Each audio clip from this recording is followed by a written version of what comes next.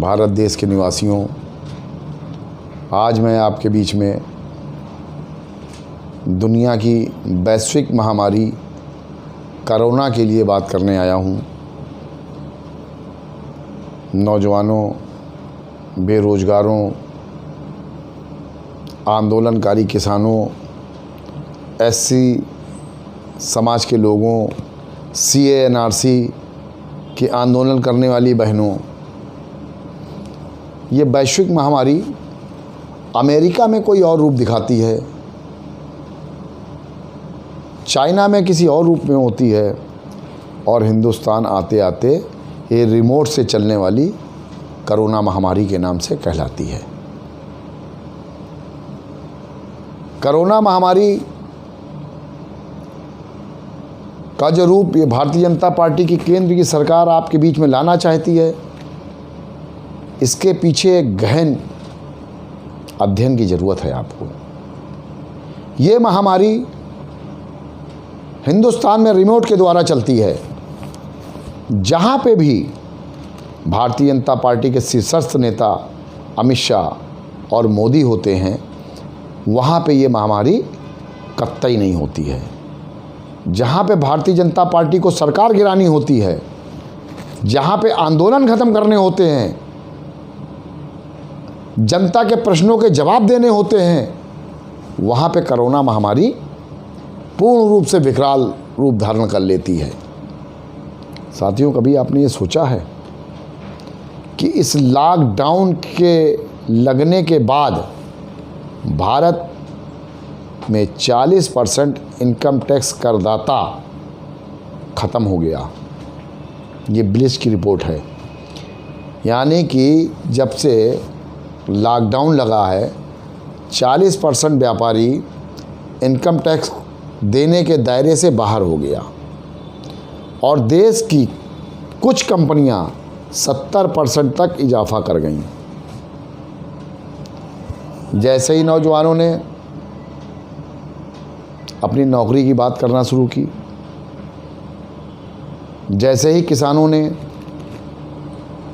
अपने फसल की मिनिमम गारंटी की बात की, जैसे ही व्यापारियों ने अपने व्यापार की बात की, वैसे ही उत्तर प्रदेश के नगर निगम के अंतर्गत कोरोना महामारी ने भयंकर रूप ले लिया और यहाँ पर रात्रि लॉकडाउन लगा दिया गया और एक दहशत का माहौल पैदा होता है कि रात में कर्फ्यू लगा दिया जाता है, लॉकडाउन लगा दिया जाता है और आवाम दहशत में आ जाती है। वो अपने बचाव के बारे में सोचने लगती है। वो भूल जाती है कि सिंधु बॉर्डर पे, गाज़ियाबाद बॉर्डर पे, गाज़ीपुर बॉर्डर पे किसान भी बैठा है, आंदोलन कर रहा है। नौजवान भूल जाता है कि उत्तर प्रदेश सरकार और केंद्र की सरकार ने हमको नौकरी देने का वादा किया था, साल में 2 करोड़ नौकरी देने का वादा किया था। आज नौजवान इस दहशत में जी रहा है कि भाई घर से निकलोगे तो बीमार पड़ जाओगे। मैं पूछना चाहता हूँ इस सरकार से, इतना विज्ञापन देने के बाद, इतना प्रचार करने के बाद उन दवा फैक्ट्रियों को क्यों नहीं सीज किया जा रहा है जिनकी दवाई लगाने के बाद भी आदमी पॉजिटिव पाया जा रहा है? या तो वो दवाइयाँ नकली बना रहे हैं या उन्होंने कोरोना की दवाई ही नहीं बनाई। लखनऊ के मेडिकल कॉलेज के प्रोफेसर साहब, PGI के प्रोफेसर साहब दोनों वैक्सीन लगा चुके हैं, दोनों खुराक लेने के बाद भी कोरोना पॉजिटिव पाए गए। सरकार ने उन कंपनियों के खिलाफ क्या कार्रवाई की? उत्तर प्रदेश की पुलिस मानसिक रूप से डिस्टर्ब हो चुकी है, क्योंकि उसको एक टारगेट दिया जा रहा है कि बिना मास्क के कम से कम 25 चालान आपको करने ही हैं। मैंने एक दरोगा जी से पूछा, बोले भाई वो हमारे साहब ने कहा है, इनके पास कोई लिखित आदेश नहीं है और चालान करके जुर्माना वसूलने का अधिकार कानून में पुलिस को नहीं है। महामारी अधिनियम के तहत आप गरीब जनता पे एक और अघोषित कर लाद रहे हैं। कभी माननीय मुख्यमंत्री जी ने उन गरीब मज़दूरों को, ठेलिया चलाने वालों को, रिक्शा चलाने वालों को करीब से देखा होता तो उन्हें मालूम होता जिस मास्क की वो पैरवी कर रहे हैं कि आप मास्क लगा के चलिए, वो मास्क उनके लिए अभिशाप है। क्योंकि वो जो मास्क एक बार ख़रीद लेते हैं उसको 1 महीने तक इस्तेमाल करते हैं। उसमें कितने कीटाणु, कितनी गंदगी उस मास्क में होती है जिसको वो लगाने के लिए मजबूर हैं पुलिस के डंडे से। उनके बच्चों के साथ भविष्य में खिलवाड़ हो रहा है। उस मास्क लगाने से वो बीमार होंगे जिसका इलाज उत्तर प्रदेश की सरकार नहीं कराने वाली है, और वो अंधतुत्ता बीमारी में दम तोड़ देंगे। उनका परिवार अनाथ हो जाएगा। रिक्शा चलाने वाला बाप अपने 2 बच्चों को कैसे पालता है, इसको जानने की ज़रूरत है। साथियों, नौजवानों, आपको याद होगा इससे पहले भी लॉकडाउन तब लगाया गया था जब CA/NRC का धरना चरम पे था। सरकार अपनी सारी ताकत लगाने के बावजूद भी आंदोलनकारियों को नहीं हटा पाई थी। उसने इस बीमारी अधिनियम, महामारी अधिनियम के तहत उस धरने को ख़त्म किया, और आज वो आपके समाज में निष्क्रिय हो चुका है सब आंदोलन। और ये CA/NRC की बात पश्चिम बंगाल से फिर शुरू कर चुके हैं।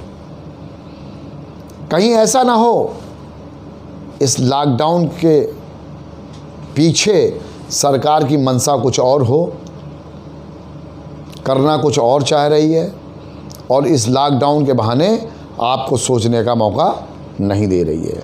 साथियों, अगर जनता को समझाना, जनता को उनके अधिकारों के प्रति जागरूक करना राष्ट्रद्रोह है, तो ऐसा राष्ट्रद्रोह हर व्यक्ति को करना चाहिए।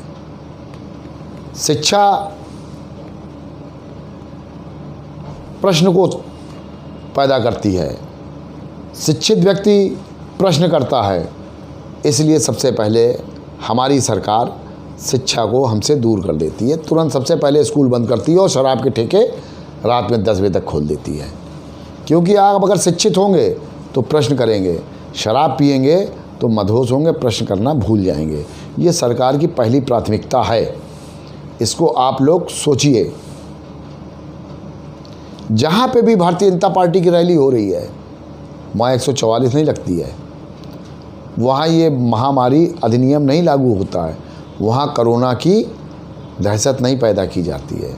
ये दहशत वहाँ है जहाँ पे सरकार गिरानी है, जहाँ पे आंदोलन ख़त्म करना है, और जहाँ पे आप प्रश्न कर रहे हैं। तो सबसे पहले आप लोग किसान आंदोलन को ठंडा ना होने दें, क्योंकि मीडिया इनकी है। मीडिया केवल कोरोना की बात कर रही है। आप फेसबुक, सोशल मीडिया पे किसान आंदोलन की बात करिए। फेसबुक, सोशल मीडिया पे आप CA/NRC की बात करिए, 2 करोड़ रोज़गार की बात करिए, और उस 3 काले कानून की बात करिए जिसके ज़रिए हमारे बच्चों को जीवन भर रोटी मिलने वाली है। अगर ये कानून लागू हो जाता है तो आप तैयार हो जाइए अमेरिका और रशिया से भीख मांगने के लिए कि लाल गेहूँ हमको मिल जाए, हम खा लें और अपने बच्चों को ज़िंदा रख लें। सोचने की शक्ति ना खोइए। कोरोना महामारी एक ड्रामा है, एक वैश्विक दहशत है। अगर कोरोना हिंदुस्तान में है तो माननीय प्रधानमंत्री, माननीय गृह मंत्री जहाँ भी मीटिंग कर रहे हैं वहाँ पे कोरोना का कहर क्यों नहीं है?